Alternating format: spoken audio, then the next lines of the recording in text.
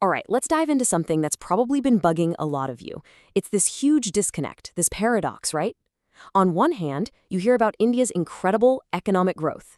On the other, you see the stock market, and it's just bleeding. So we're going to decode that puzzle together. I mean, this is the big question, isn't it? The headlines are screaming about 8% GDP growth, which sounds amazing. But then you peek at your portfolio, especially if you're in small and mid-cap stocks, and it's just a sea of red. So what on earth is going on? How can both of these things be true? Let's break it down. And right off the bat, let's just call this what it is. This is not some healthy little dip. It's not a minor correction. For a huge part of the market, what we're in right now is a full-blown bear market. The pain is very real, and it's spread pretty far and wide. And if you want to put a number on that pain, well, here it is. Since October, the median small cap stock in India is down 30% from its peak. 30%. That is not a blip. That's a serious, serious drop that tells you there's a much deeper story happening under the surface. Okay, so how did we even get here? This kind of thing doesn't just happen overnight. There's a chain of events, a sequence that got us to this point. So let's rewind the clock a little and trace the steps. So think back to 2022, 2023. The economy was absolutely on fire. I mean, a massive boom. But that kind of heat almost always brings inflation along for the ride. So late last year, the Reserve Bank of India did what central banks do.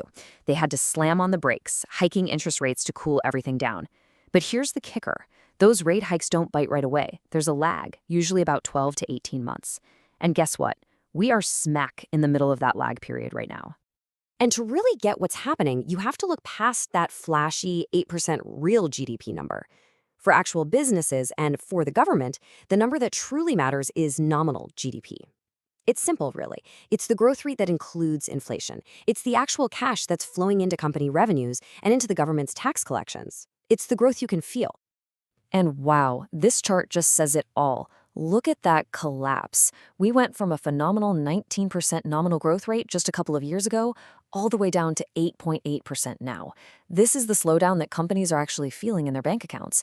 It's a dramatic drop. And when this number stalls, everything else starts to grind to a halt. Which, of course, brings us to the domino effect. A slowdown this sharp doesn't just stay in the spreadsheets. It triggers a chain reaction that ripples through the entire market. So let's see exactly how that hits stocks. Just follow the money here. It's pretty straightforward. Step 1, that nominal GDP number we just saw slows way down. Step 2, that means the government collects a lot less tax revenue than it was planning for. Step 3, when the government's wallet is lighter, it has to tighten its belt.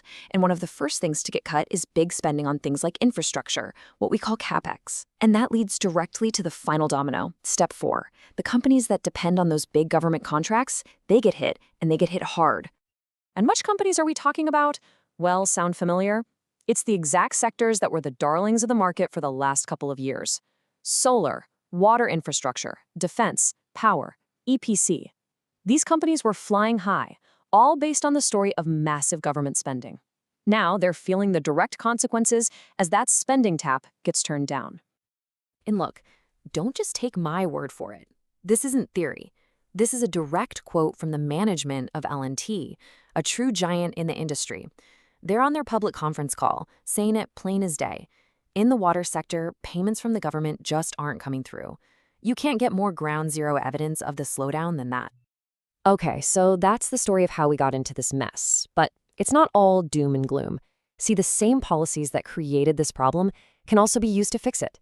So let's look at the official response and the very first glimmers of a turnaround. The response is basically a classic 1-2 punch.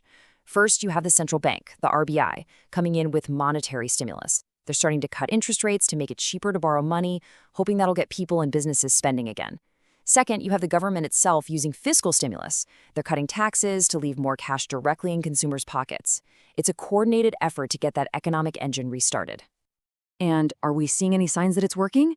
Well, yeah, we're starting to see the first little green shoots. Check out this chart. This is bank credit growth.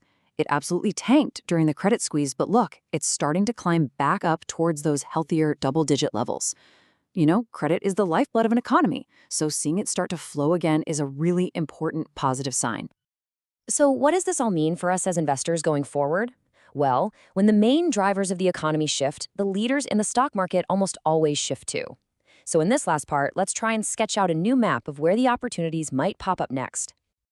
I absolutely love this quote because it's just timeless market wisdom. It's so tempting to think that the stocks that did great in the last cycle will lead the next one, but it almost never works that way. The fundamental story changes, and as an investor, you have to be ready to find the new leaders. You can't just fight the last war. And this table here lays out that shift beautifully. The last cycle, from 2022 to 24, it was all about government spending that favored those business to government, or B2G, sectors like renewables and defense. But the next cycle, well, it's being set up by policies designed to boost consumer demand and make credit cheaper. So that suggests the new leaders could be in business to consumer, or B2C sectors, along with financials, which do great when credit is easy. It's a totally different playbook. So I'll just leave you with this question to chew on. We've decoded the paradox, we've seen why the market's been hurting, and we're just starting to see the policy response. The old leaders are fading, a new economic map is being drawn. So as this great rotation starts to happen, where will you be looking?